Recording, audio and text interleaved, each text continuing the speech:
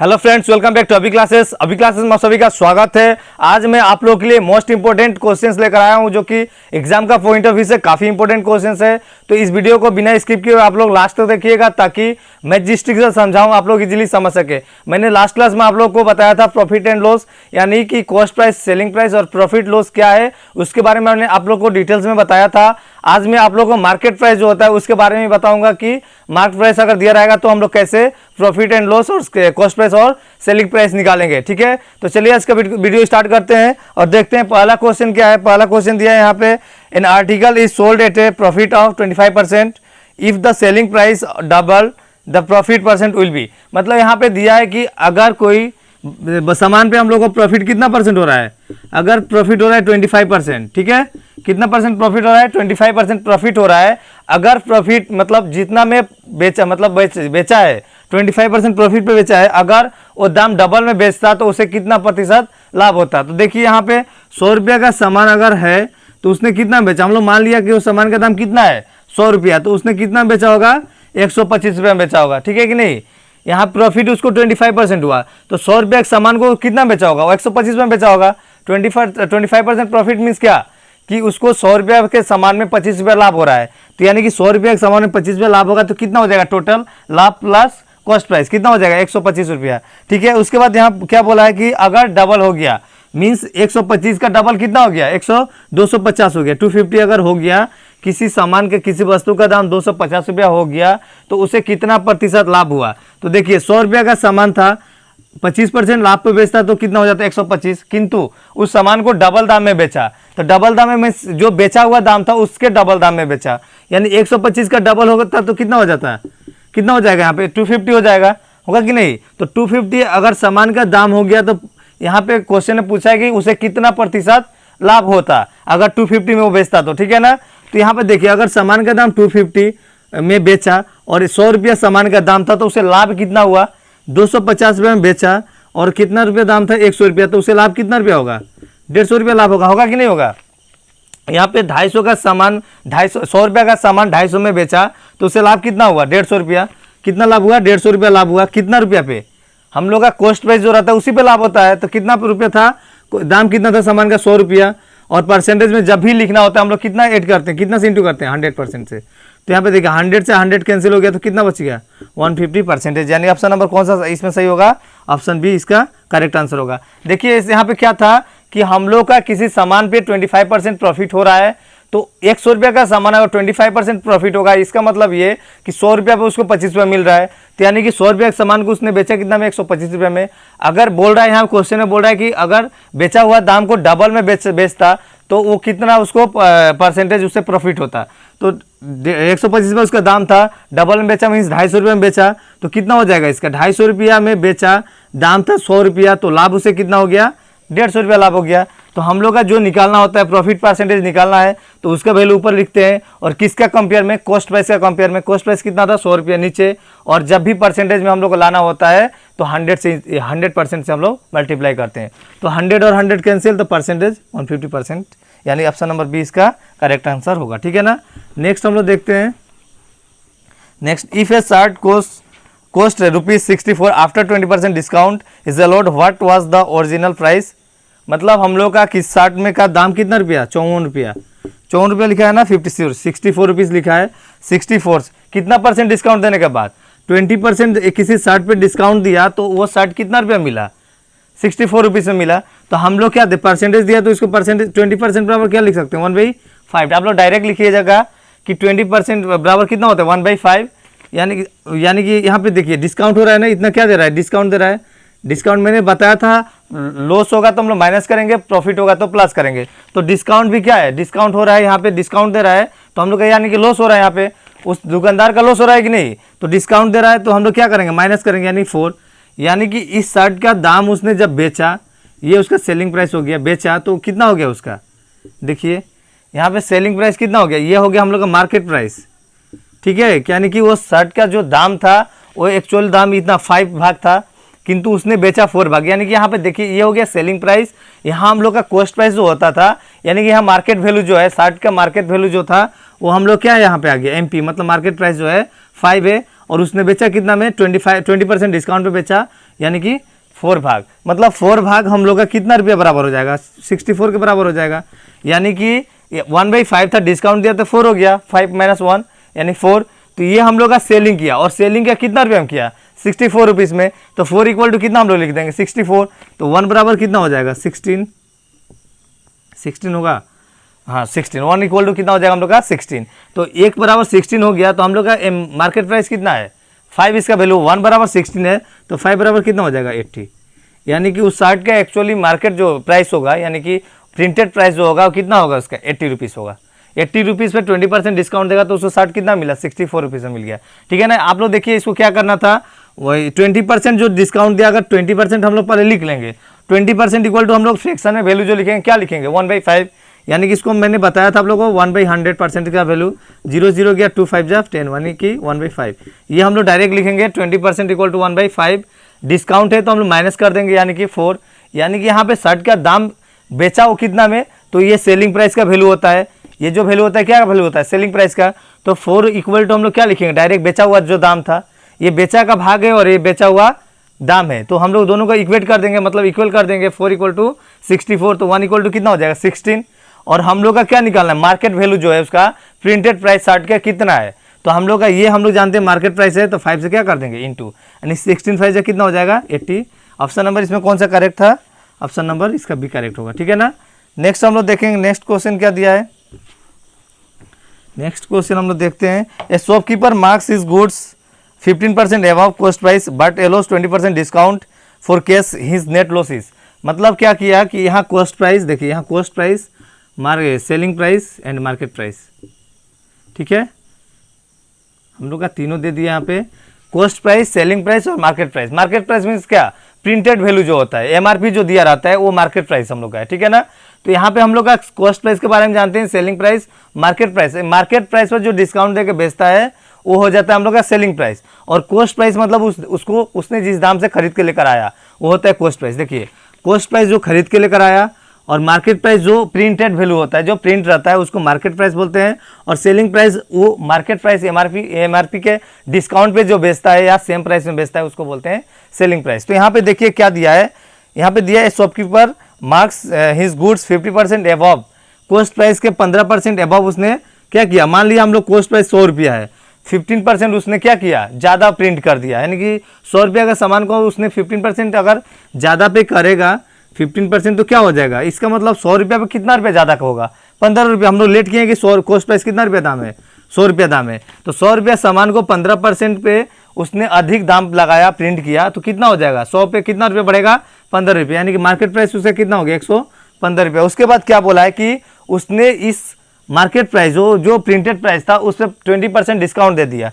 तो 20% इस पर डिस्काउंट देगा, तो इसका 20% डिस्काउंट देगा, तो देखिए क्या होगा, 20% हम लोग कैसे निकालेंगे, 115 से 20% का हम लोग ऐसे वैल्यू निकालेंगे। यानी कि 20% मतलब क्या होगा 1/5 डायरेक्ट लिख सकते थे। यहाँ पे देखिए 0 0 कैंसिल हो जाएगा। उसके बाद क्या होगा, 5 से करेंगे तो 5 2 जा, और इसका 23 और 2 1, मतलब क्या हो गया 23 इसका कम रुपीस हो गया, होगा कि नहीं। यानी कि 115 रुपया में इसने कितना कम डिस्काउंट, मतलब डिस्काउंट कितना दे दिया इसने, 23 रुपीज़ डिस्काउंट दे दिया। तो 23 डिस्काउंट देगा, सेलिंग प्राइस कितना हो जाएगा, इसका सेलिंग प्राइस कितना हो 92 हो जाएगा। यहाँ पे क्या हुआ, मार्केट प्राइस में यहाँ पे हम लोग कॉस्ट प्राइस कितना था 100 रुपीज़ लेट किए थे, 100 रुपीज़ लेट किए थे। उसके बाद उसने 15% उस पर दाम बढ़ा के लिखा, तो दाम बढ़ा के लिखा तो 100 रुपीज़ में कितना हो जाएगा 115 रुपया। यानी कि मार्केट प्राइस उसका 115 रुपीज़ हो गया। उसके बाद बोला है कि 115 रुपया जो मार्केट प्राइस है उस पर उसने 20% डिस्काउंट दिया। तो 20% डिस्काउंट किस पे दिया, 115 पे दिया। तो 115 पे हम लोग 20% डिस्काउंट दिया, तो हम लोग 20/% इसका वैल्यू क्या होता है 100, तो 20/100 हो गया। यानी काटने के बाद हम लोग कितना आया 23 आया। मतलब उसने डिस्काउंट कितना रुपया दिया, रुपया में कितना दिया, परसेंटेज में तो 20% दिया था, तो रुपया में हम लोग कितना डिस्काउंट दिया 23 रुपीज़ उसने डिस्काउंट दे दिया। तो टोटल उसका दाम एमआरपी जो था 115 रुपया था, 115 रुपीज़ था, उसमें 23 उसने क्या कर दिया डिस्काउंट दे दिया। तो कितना रुपया बच गया, यानी कि क्या बच गया 92 रुपीज़ उसका बच गया। इसका मतलब उसने सेलिंग प्राइस जो था, मतलब वो कस्टमर को कितना रुपया में बेचा 92 रुपीज़ में बेचा, लेकिन एक्चुअल दाम उसने कितना में खरीदा था 100 रुपीज़ में, और बेचा कितना में 92। यानी कि उसको क्या हुआ, लॉस हुआ। कितना लॉस हुआ, 100 रुपये का सामान उसने बेचा 92 में, तो लॉस कितना हुआ उसको, लॉस कितना होगा 8% उसका लॉस होगा कि नहीं। 8 रुपया मतलब 100 रुपया में कितना लॉस हुआ उसका 8 रुपया लॉस हुआ। तो हम लोग कैसे लिखते हैं 8 जितना लॉस हुआ जो फाइंड करना है ऊपर 8 रुपया लॉस हुआ कितना में 100 रुपया में परसेंटेज मिलाना है तो हम लोग क्या लिखेंगे 100%। 100 से 100 कट गया यानी कि 8%। आंसर इसका कौन सा करेक्ट होगा? ऑप्शन नंबर सी इसका आंसर करेक्ट होगा। ठीक है ना, देखिए समझ में आया होगा।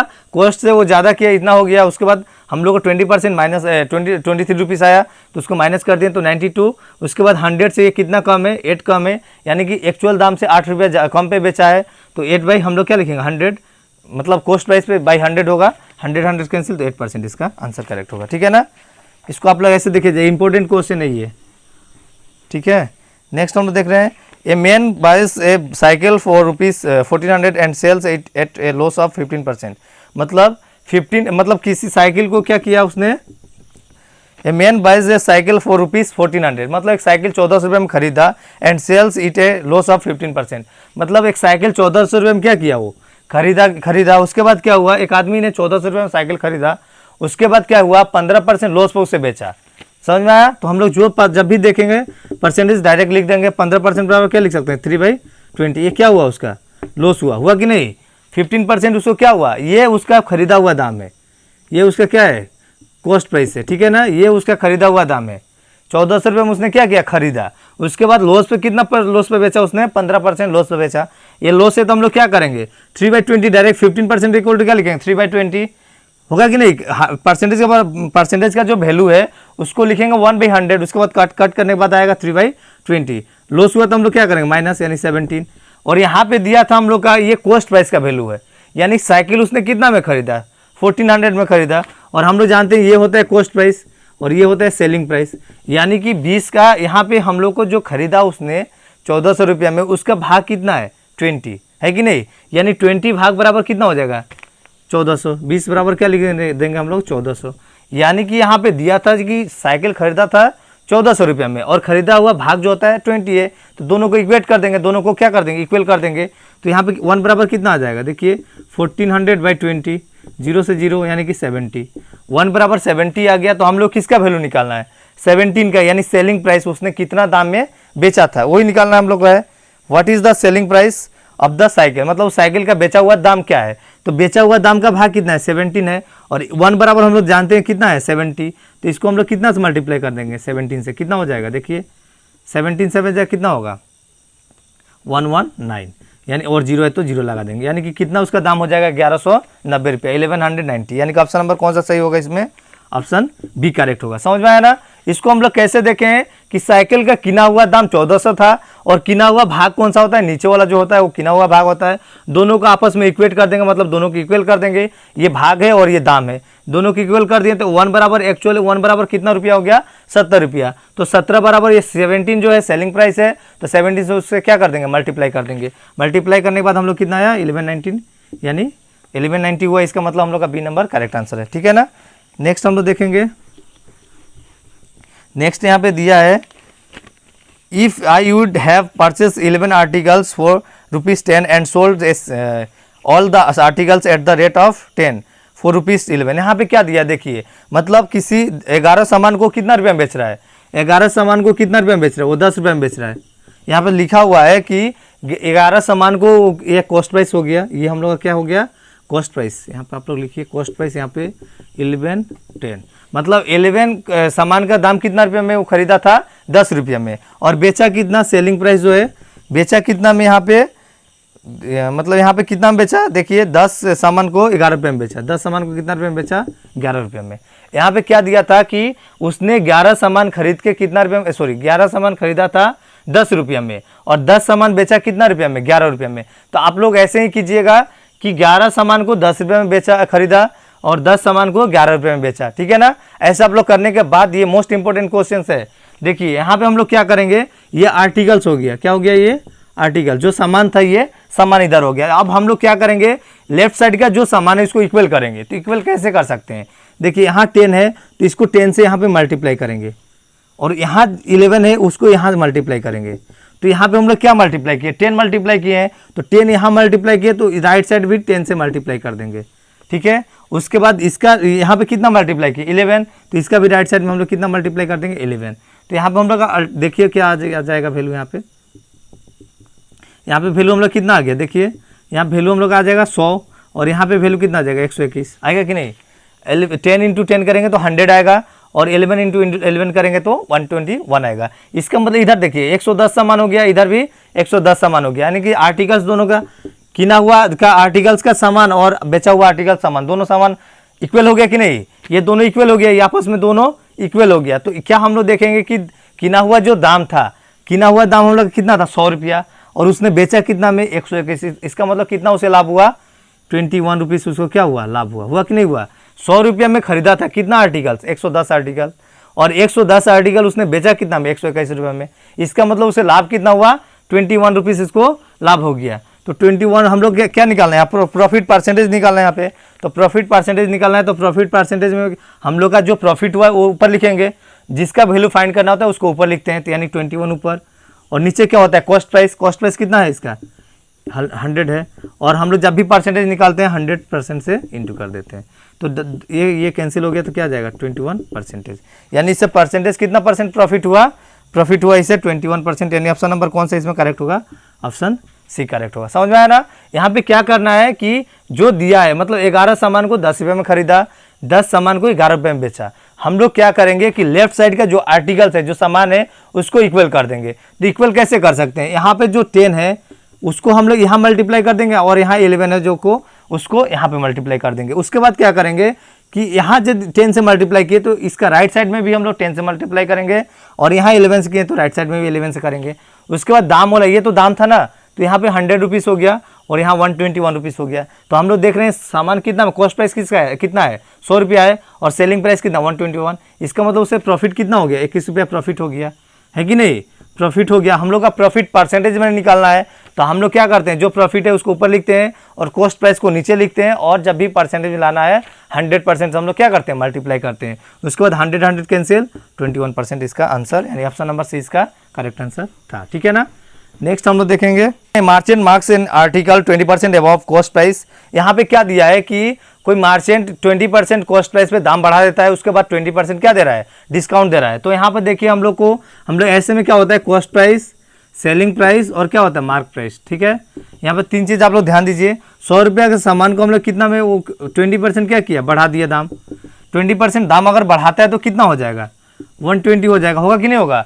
मतलब क्या होता है कि 100 रुपीज़ पे 20 रुपीज़ वो बढ़ा दिया तो दाम उसका क्या मतलब प्रिंटेड प्राइस कितना हो गया 120 हो गया, 120 प्रिंटेड प्राइस हो गया। उसके बाद क्या किया कि इस पर 20% डिस्काउंट दे दिया।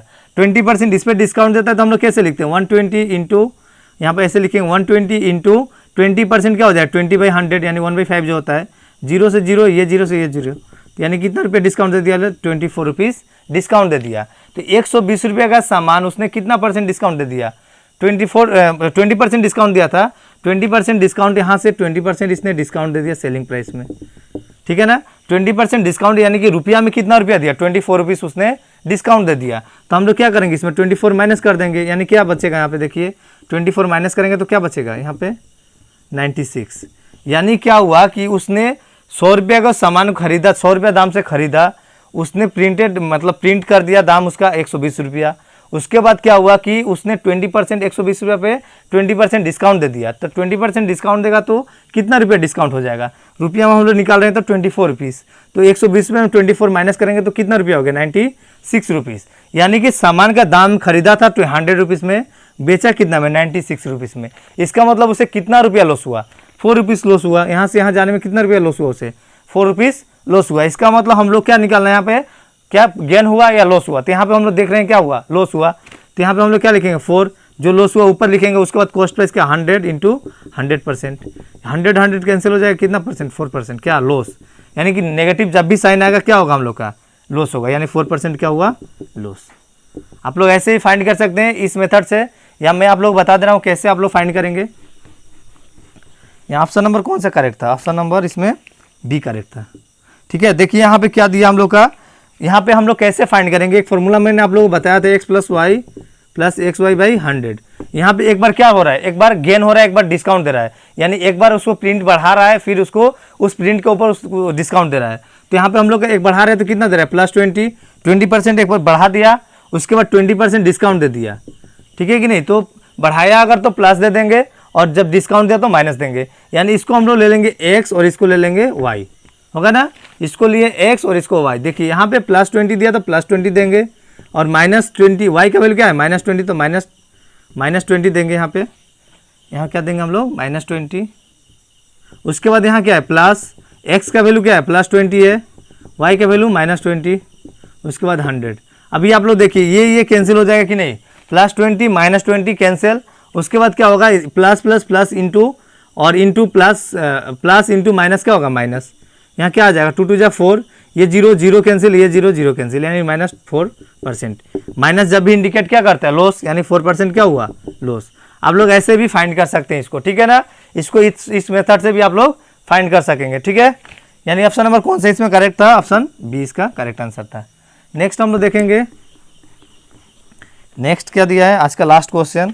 ये आप लोग का लास्ट प्रीवियस ईयर 2019 में एग्जाम में आप लोग का टेट का एग्जाम में क्वेश्चन आया था। राज सोल्ड 2 horses for ₹18,000 each.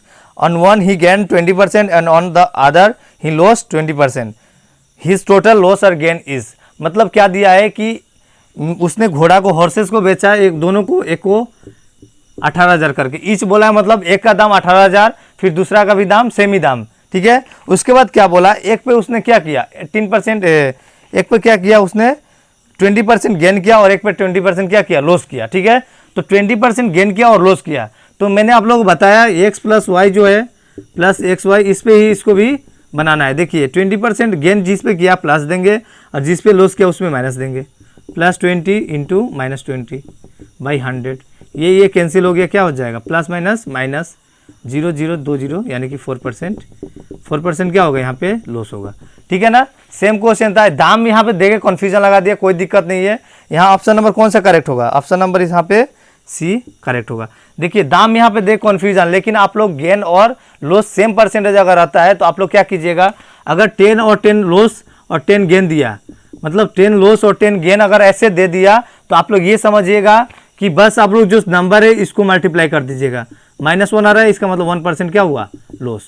वैसे यहाँ भी सेम था कि प्लस 20% क्या कर रहा है गेन कर रहा है और 20% क्या कर रहा है लॉस कर रहा है। तो आप लोग कुछ नहीं करना है, परसेंट दोनों सेम है कि नहीं, एक बार गेन और एक बार लॉस, तो इस केस में हमेशा उसका लॉस ही होगा। हमेशा क्या होगा, एक बार गेन हो रहा है एक बार लॉस हो रहा है और परसेंटेज सेम है, तो हमेशा क्या होगा लॉस ही होगा। आप लोग ऐसा अगर परसेंटेज कभी भी दिख गया जो कि सेम है, तो हमेशा उस केस में लॉस होगा। तो यहाँ पे देखिए क्या करेंगे हम लोग, यहाँ पे कुछ नहीं करना आप लोग को, बस एक बार प्लस एक बार माइनस है, आप लोग कुछ नहीं करना है, बस 0 दोनों मिटा दीजिएगा और इंटू कर दीजिएगा, क्या होगा -4 होगा, ठीक है ना। 0 को मिटा के दोनों को इंटू कर दीजिएगा, क्या होगा -4, यानी कि 4% लॉस। आप लोग को ऐसे डायरेक्ट करना है, ठीक है। एग्जाम में आप लोग ऐसे कीजिएगा, ऐसे नहीं करना है। यानी क्या करना है आप लोग को, दोनों नंबर को मल्टीप्लाई करके 2 अंक, जैसे 20% प्लस में दिया था ना, प्लस में 20 और माइनस में 20, हम लोग मतलब गेन हुआ और लॉस हुआ, तो दोनों को इंटू करेंगे तो कितना आएगा 400 आएगा। उसके बाद प्लस इंटू माइनस करने से माइनस आएगा। उसके बाद हम लोग क्या करना है कि 2 अंक के बाद हम लोग को 0 दे देना है, दशमलव दे देना है, 1 2 यहाँ पे दशमलव, उसके बाद 4%। समझ में आ गया। इसको डायरेक्ट अगर मान लीजिए 25 इंटू 25 दिया है तो लॉस तो होगा कि नहीं। 25 और 25 दिया, दोनों को इंटू करेंगे तो क्या होगा 625 होगा कि नहीं, 625 लॉस तो होगा, प्लस माइनस क्या हो जाएगा माइनस, है कि नहीं। उसके बाद 2 अंक के बाद हम लोग क्या दे देंगे, पॉइंट दे देंगे यहाँ पे, यानी क्या हो जाएगा -6.25, यानी माइनस क्या इंडिकेट करता है लॉस, यानी 6.25% लॉस हुआ उसका। ऐसे हम लोग फाइंड करते हैं। दोनों अगर सेम परसेंटेज आ गया तो प्लस माइनस रहेगा, तो दोनों को इंटू कर दीजिएगा तो माइनस आएगा, इस केस में हमेशा लॉस होगा, ठीक है ना। यानी इसमें ऑप्शन नंबर कौन सा सही था, ऑप्शन इसका सी सही था, ठीक है ना। आशा करता हूँ आज का वीडियो आप लोगों के लिए काफी हेल्पफुल हुआ होगा। इफ आज का वीडियो पसंद आया तो वीडियो को लाइक कीजिएगा। अगर चैनल पर न्यू है, फर्स्ट टाइम मेरे वीडियो को वॉच कर रहे हैं, तो चैनल को सब्सक्राइब कर लीजिएगा और बेल आइकन को प्रेस कर दीजिएगा, ताकि मैं लेटेस्ट वीडियो अपलोड करूँ तो आप लोग पास आसानी से नोटिफाई हो जाए और आप लोग इजीली वॉच कर सके। तो आज के लिए इतना ही, थैंक यू।